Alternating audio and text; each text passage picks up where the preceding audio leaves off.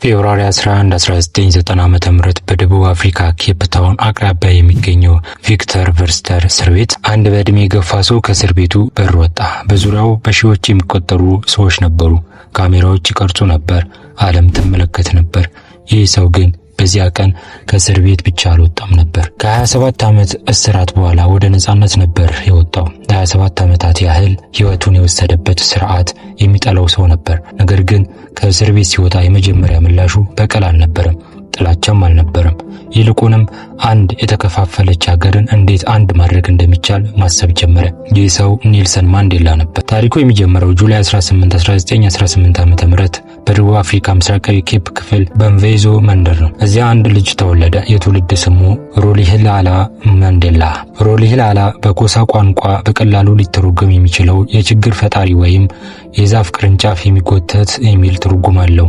እሱ የቴምቡ ንጉሳዊ ቤተሰብ አባል ነበር። አባቱ ጋርላ ሄንሪ ሚፋካንሲዋ የአካባቢው መሪ እና የቴምቡ ንጉስ አማካሪ ነበሩ። ነገር ግን የማንዴላ ልጅነት በቤተ መንግስት ውስጥ ብቻ አልተጠናቀቀም። በመንደር ውስጥ አደገ፣ ከብቶችን ጠበቀ፣ ከሽማግሌዎች ታሪኮችን ይሰማ ነበር እና በኋላ በፎርት ሄር ዩኒቨርሲቲ ትምህርቱን ለመቀጠል ሄደ። በኋላ ግን አንድ ውሳኔ ህይወቱን ለዘላለም ለወጠው። ወደ ጆንስበርግ ሄደ። እዚያም ከሱ የተለየች ደቡብ አፍሪካን አየ። ጆንስበርግ በወርቅ ማዕድን የበለጸገች ዘመናዊ ከተማ ነበረች። ነገር ግን ከዚያ የሀብት ገጽታ ጀርባ ሌላ እውነታ ነበር፣ የዘር መድሎ። በ1948 የናሽናል ፓርቲ መንግስት የአፓርታይድ ስርዓትን በህግ ማጠናከር ጀመረ። ሰዎች በቆዳቸው ቀለም ይለዩ ነበር። ጥቁር ደቡብ አፍሪካውያን የመኖሪያ ቤታቸውን በነጻነት መምረጥ አይችሉም ነበር። በአንዳንድ ቦታዎች ለመንቀሳቀስ የፓዝ ሰነድ መያዝ ይጠየቅ ነበር።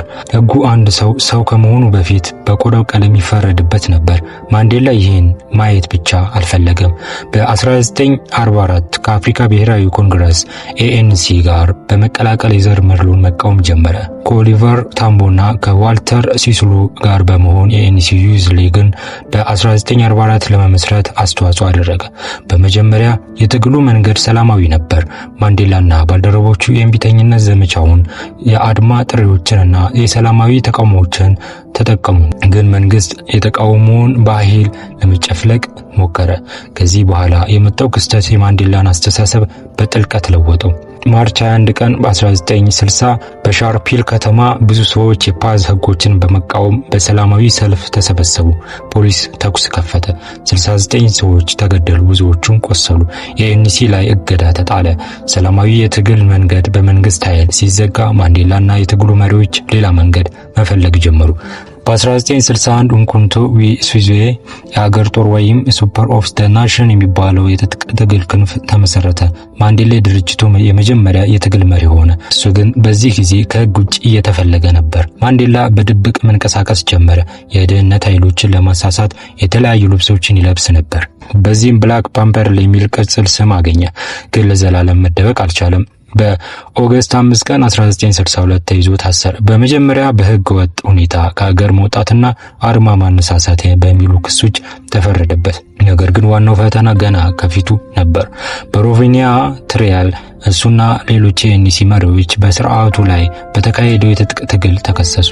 የሞት ቅጣት ሊጠብቃቸው ይችል ነበር። በ1964 ማንዴላ በችሎቱ ላይ አንድ ታዋቂ ንግግር አደረገ እና በንግግሩ ውስጥ የሚያምንበትን ዓለም ገለጸ። እኩልነት፣ ነጻነት፣ ዲሞክራሲ እና ለዚህ ራዕይ ለመሞትም ዝግጁ መሆን ገለጸ። በመጨረሻ የሞት ፍርድ አልተሰጠም። ይልቁንም የዕድሜ ልክ እስራት ተፈረደበት። ከዚያም የ25 ዓመቱ የእስር ህይወት ጀመረ። አብዛኛውን ጊዜውን በሩበን አይስላንድ አሳለፈ። በዚያ ትንሽ እስር ቤት ውስጥ አንድ ቀላል ክፍል ነበረው። አንድ ቀጭን አልጋ፣ ጥቂት ዕቃዎች እና ብዙ ዝምታ። በየቀኑም በኖራ ድንጋይ መውጫ ከባድ የጉልበት ሥራ ይሰራ ነበር። ዓመታት እየተለዋወጡ ሄዱ። እሱ ግን አልተለወጠም ወይም በተለየ መንገድ ተለውጧል። እስር ቤት ሰውነቱን ሊያስር ቻለ፣ ነገር ግን አስተሳሰቡን ማሰር አልቻለም ነበር። በእስር ቤት ውስጥ ህግን ተማረ፣ ቋንቋዎችን ተማረ። ተቃዋሚዎችን ተረዳ። ከሁሉም በላይ የሰው ልጅን ባህሪ ተረዳ። እሱን የሚጠብቁትን ጠባቂዎች እንደ ጠላት ብቻ ከማየት ይልቅ እንደ ሰዎች ማየት ጀመረ። ይህ የእሱ ትልቁ የውስጥ ለውጥ ነበር። ምክንያቱም አንድ ሰው ጠላት ቢሆንም አንተ እንደ ጠላት መሆን የለብህም። በ1980ዎቹ ደቡብ አፍሪካ በከፍተኛ ጫና ውስጥ ገባች። በውስጥ የሚካሄደው ተቃውሞ ጨመረ። በዓለም ዙሪያ ደግሞ የአፓርታይድ ስርዓት እየተወገዘ መጣ። በ1989 ደ ክላርክ የደቡብ አፍሪካ ፕሬዝዳንት ሆነ እና በ1990 ታሪክ ተለወጠ። ፌብሩዋሪ 11 ቀን 1990 ኔልሰን ማንዴላ ከ27 ዓመት እስር በኋላ ከእስር ቤት ወጣ፣ ነፃ ሆነ። ነገር ግን ከእስር ቤት የወጣው በቁጣ የተሞላ ሰው ሆኖ አልነበረም። እንዲያውም የጥቁሮች ድል ብቻ አልፈለገም ነበር፣ አንድ የጋራ ሀገር ይፈልግ ነበር።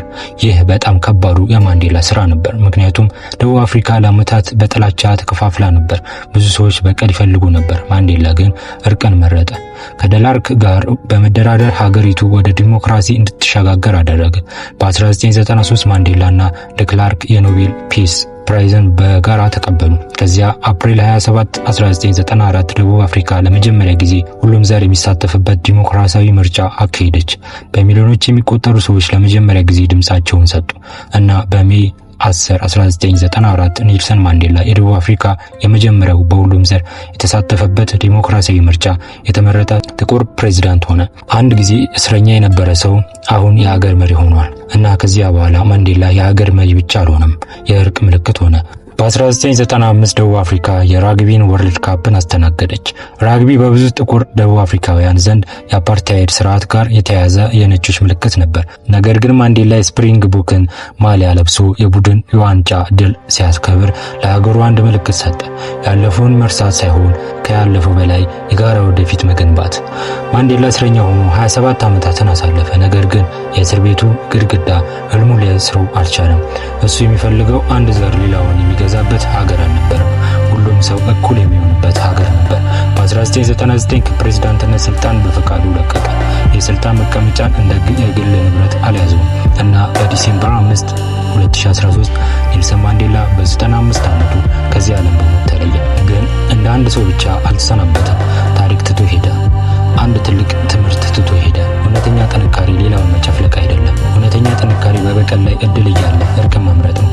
ጠላትን መጥላት ቀላል ነው፣ ነገር ግን ጠላትን እንደ ሰው ለማየት ድፍረት ይፈልጋል። ማንዴላ ከ27 ዓመት እስር በኋላ ከእስር ቤት ወጣ።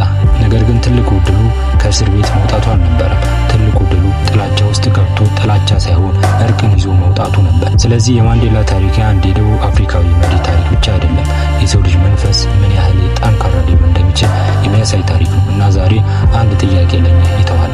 በህይወታችን ውስጥ ሰዎች ሲጎዱን እኛ የበቀል መንገድ እንመርጣለን ወይስ ከጥላቻ በላይ ተነስተን አዲስ ታሪክ ለመጻፍ ድፍረት ይኖረናል? ይህ የኔልሰን ማንዴላ ትልቁ ትምህርት ነው። በየጊዜው አዳዲስ ጥበቦች፣ ሀሳቦችና ድንቅ እውቀቶችን ይዘን እንመጣለን። የጥበብ አድማስ ቤተሰብ ለመሆን አሁኑ ሰብስክራይብ ያድርጉ፣ የደውል ምልክቷን ይጫኑ፣ ላይክ እና ሼር በማድረግም አብረውን ይጓዙ። እናመሰግናለን። የጥበብ አድማስ